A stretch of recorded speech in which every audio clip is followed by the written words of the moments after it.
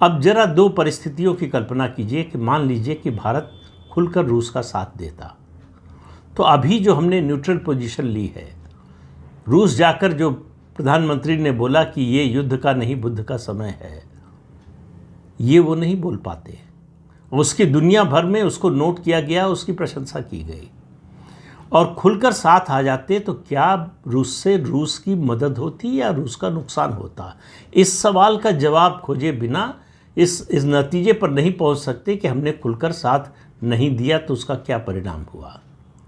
मुझे नहीं लगता कि रूस जो है और उसके राष्ट्रपति व्लादिमीर पुतिन इतने नासमझ है कि वो इस बात को नहीं समझते होंगे। मुझे लगता है कि दुनिया के बाकी देशों या जो लोग ये सवाल उठाते हैं उन सबसे ज़्यादा बेहतर समझते होंगे।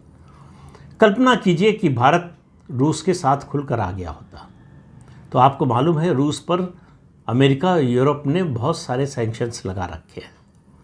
उनका एक उद्देश्य इस युद्ध के जरिए था कि रूस की इकॉनमी को बर्बाद कर दो तो रूस अपने आप घुटनों पर आ जाएगा। ये सबसे बड़ा लक्ष्य था और इसी लक्ष्य को ध्यान में रखते हुए सैंक्शंस लगाए गए। अगर भारत साथ खड़ा हो जाता तो भारत पर भी सैंक्शंस लग सकते थे, या कम से कम मान लीजिए कि जनरल सैंक्शंस नहीं लगते भारत पर, तो भारत को S-400 रूस से खरीदने के लिए जो छूट मिली सैंक्शन से, रूस पर सैंक्शन लगा हुआ था कि वो बेच नहीं सकता। एकमात्र देश भारत था जिसको अमेरिका ने इससे छूट दी कि वो खरीद सकता है। बड़े पैमाने पर पैसा पहुंचा रूस हमारे S-400 के सौदे से।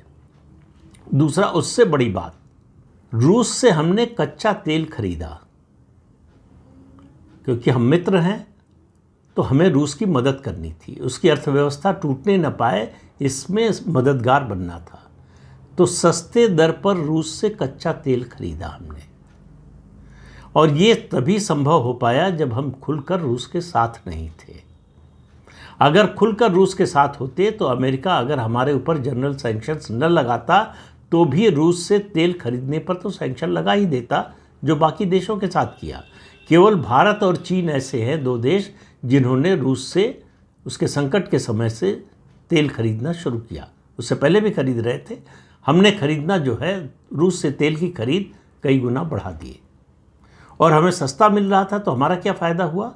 पहला फ़ायदा ये हुआ कि हमने अपने ऑयल रिज़र्व बढ़ा लिए सस्ते तेल से। दूसरा जो सबसे बड़ा फ़ायदा हुआ भारत का, वो ये कि हमारी अर्थव्यवस्था बर्बाद होने से बच गई।